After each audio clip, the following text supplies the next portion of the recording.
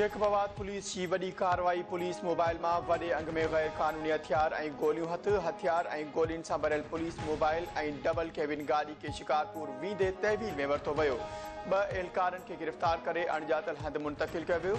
SSP Jacobabad जी special squad team incharge Tariq Tareen पंहिंजी team सां गॾु बाईपास ते कार्रवाई कई। ज़रियनि मूजिब पुलिस मोबाइल में शिकारपुर ज़िले जे हिक 62 शख़्सियत जो पुट शामिल आहे।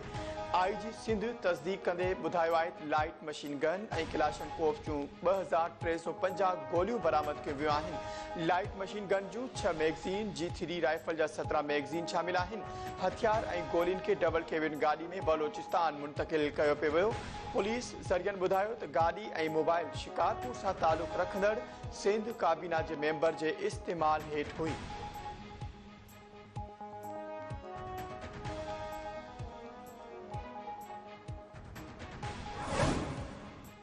सिंध सरकार पारां सूबे जी प्राइमरी स्कूलनि खे अपग्रेड करे एलिमेंट्री स्कूलनि जो दर्जो ॾियण जो फ़ैसिलो। ड्रॉप आउट घटि करण लाइ प्राइमरी स्कूल खे मरहलेवार अपग्रेड कयो वञे। तालीम वारे वज़ीर सैयद सरदार शाह जो चवणु आहे त सिंध में ड्रॉप आउट घटि करण जो तनासुब हिट करण लाइ बिलावल भुट्टो ज़रदारी ख़ासि टास्क ॾिनो हो, जंहिंसां 8 खां 10 ॿारनि खे मुडल ताईं तालीम मुकमल सवलाई ॾिनी वञे। इजलास में ॿुधायो वियो सिंध एजुकेशन फाउंडेशन जे 2566 स्कूलनि में 8,74,000 शागिर्दनि ऐं शागिर्दियाणियूं ज़ेरे तालीम आहिनि।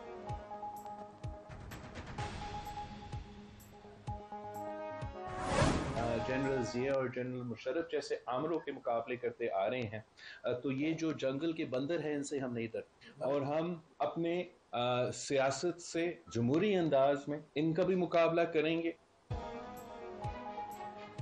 PB चेयरमैन बिलावल भुट्टो ज़रदारी सदर आसिफ अली ज़रदारी जी तकरीर दौरान गोड़ कंदड़ अपोजिशन मेंबरनि खे झंग जो भोलो करार ॾेई छॾियो। संदसि चवणु हो त असां त आमरीतनि जा मुक़ाबला कया, उन्हनि खां डिॼण वारा न आहियूं। अपोजिशन जे 2 मेंबरनि जी मुअतली ज़रूरी हुई।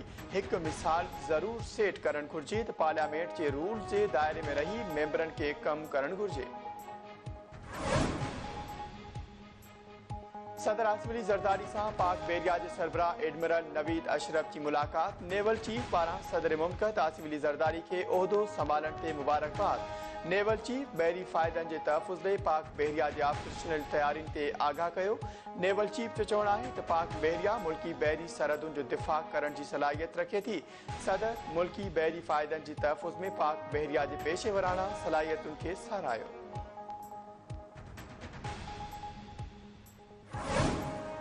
वफ़ाक़ी घरू वज़ीर मोहसिन नक़वी जी सदारत हेठि नेशनल एक्शन प्लान ते अमल दरामद जाइज़ो कमेटी जो इजलास। चइनी सूबनि समेत आज़ाद कश्मीर, गिलगित बल्तिस्तान ऐं इस्लामाबाद जे IGs, वफ़ाक़ी घरू वज़ीर, सेक्रेटरी, नेक्टा, सरबराह ऐं ॿियनि अमलदारनि जी शिरकत।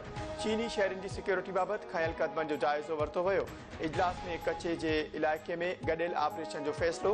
घरू वज़ीर चयो आहे त कचे जे इलाइक़नि मां शिरपसंद अंसरनि जो ऑपरेशन ज़रिए मुस्तक़िल ख़ात्मो आंदो वञे। कचे जे इलाइक़नि में गॾियल ऑपरेशन लाइ ड्रोन समेत जदीद टेक्नोलॉजी इस्तेमाल कई वञे। पुलिस समेत सिक्योरिटी इदारा चीनी शहरनि जी हिफ़ाज़त जी SOPs ते 100% अमल बणाइनि। वफ़ाक़ी सूबनि खे हर मुमकिन सहकार फराहम कंदो।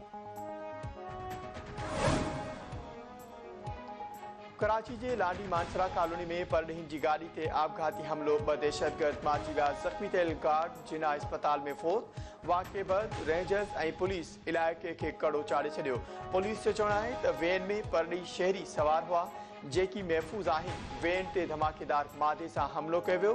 जिना अस्पताल जे तर्जुमान मूजिब मारिजी वियल 2 दहशतगर्दनि जा लाश जिना अस्पताल मुंतकिल कया विया। ज़ख़्मी थियल हिकु वाटाड़ू ऐं 2 गार्डनि खे जिना अस्पताल आंदो वियो। ज़ख़्मी गार्ड नूर मोहम्मद दम ॾेई छॾियो। CDD इंचार्ज उमर ख़ताब चयो आहे त गैर मुल्की 3 गाॾियुनि में वञी रहिया हुआ त आपघाती हमलो कंदड़ मोटरसाइकिल ते पीछो कयो। वेझो अचण जी कोशिश ते सिक्योरिटी कंपनी जे गार्ड फायरिंग करे हमलो नाकाम बणाए छॾियो।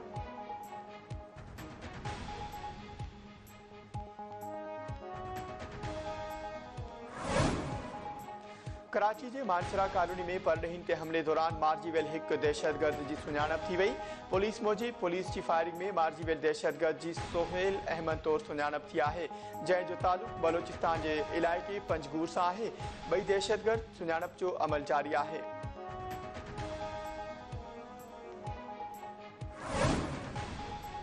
कराची में परॾेही ते दहशतगर्द हमलो नाकाम बणाईंदड़ एहलकारनि खे इनाम ॾिनो वियो। IG सिंध गुलाम नबी मेवण पारां एहलकार कासिम हबीब खे 5 लाख रुपया इनाम ऐं तारीफ़ी सर्टिफिकेट पिणु ॾिना। IG सिंध जो चवणु आहे त हमलो नाकाम बणाइण सां पुलिस जो मोराल बुलंद थियो आहे।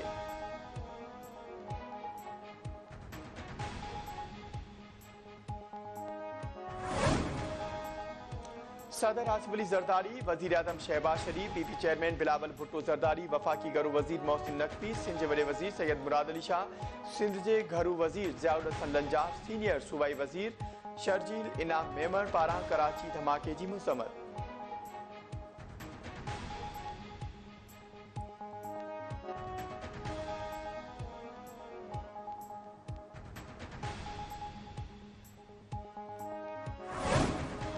वॾे वज़ीर मानसरा कॉलोनी में गाड़ी ते धमाके जे IG पुलिस खां रिपोर्ट तलब करे वरिती। मुराद अली शाह हिदायत कई त दहशतगर्द केर हुआ, किथां आया, संदन सहूलतकारनि समेत समूरी मालूमात हासिल कई वञे। मुल्क दुश्मन अंसरनि अमन ख़राब करणु चाहिनि था, जिन खे कंहिं बि क़ीमत ते इजाज़त न ॾिनी वेंदी। वज़ीर आला खे मिलियल रिपोर्ट मूजिबि पुलिस जी वक़्त सिर कार्रवाई सां गैर मुल्की मेहमान महफ़ूज़ रहिया। सिर्फ़ हिकु गार्ड ज़ख़्मी थियो। सीनियर सूबाई वज़ीर शर्जील मेमण पारां वाक़े जी मुज़म्मत।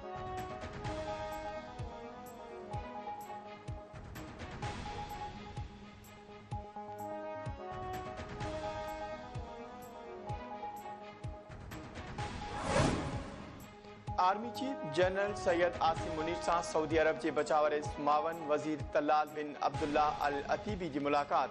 गॾियल दिलचस्पी जे मामलनि ऐं दिफ़ाई पैदावार ते गौर वीचार, मुख़्तलिफ़ शोबनि में सहकार वधाइण ते ज़ोर। ISPR मूजिबि मुलाक़ात में फ़ौजी तरबियत जे मामलनि जो जाइज़ो वरितो वियो। ज़मीनी, फ़िज़ाई ऐं बहरी शोबनि में चैलेंजिस खे मुंहुं ॾियण लाइ सलाहियतूं वधाइण जे अज़्म खे वरजायो वियो। बैरिस्टर अली गौहर सदर आसिफ अली जरदारी ते तनक़ीद करे पंहिंजो कद वधाइण चाहे थो। इतलात वारे सूबाई वज़ीर शर्जील इनाम मेमण जो बयान चवे थो IMF खे ख़त लिखी इमदाद बंदि कराईंदड़ बैरिस्टर गौहर जी आसिफ जरदारी ते तनक़ीद खिल जोगी आहे। शहीद बीबी खां पोइ आसिफ अली जरदारी वफ़ाक़ खे मज़बूत करण जी अलामत तौर साम्हूं आयो।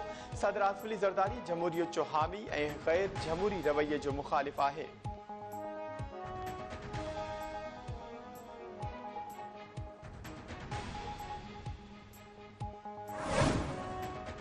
पार्लियामेंट जे गॾियल इजलास में सदर आसिफ अली जरदारी जे ख़िताब दौरान गैर इख़लाक़ी ॿोली इस्तेमाल करण ते 2 मेंबरनि जी मेंबरशिप मुअत्तल। स्पीकर अयाज सादिक 2 मेंबरनि जमशेद दस्ती ऐं इक़बाल आफ़रीदी जी मेंबरशिप मुअत्तल करे छॾी। असेंबली जे हलंदड़ इजलास में जमशेद दस्ती ऐं इक़बाल आफ़रीदी जी शिरकत ते पाबंदी लागू।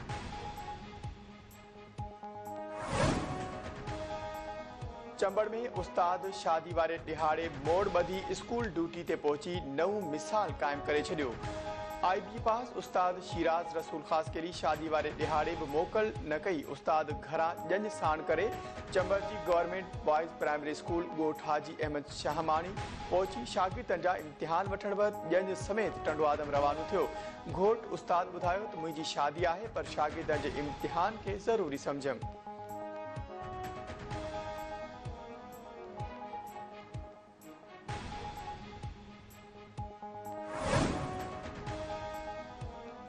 G7 मुल्कनि पारां ईरान ते पाबंदियूं लागू करण जी धमकी ॾेई छॾी। अरब मीडिया मूजिबि G7 जे परॾे वज़ीरनि जे इजलास में रफ़ा में इसराइली फ़ौजी ऑपरेशन जी सख़्त मुख़ालिफ़त कई वई।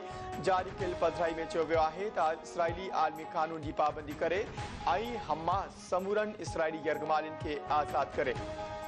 पधिराई मूजिबि ईरान तोड़े संदसि हिमायत याफ़्ता ताक़तूं हमला रोकीनि। ख़िते ऐं आलमी अमन जी तबाही जी ज़िमेवारी ईरान ते लागू थियनि थियूं।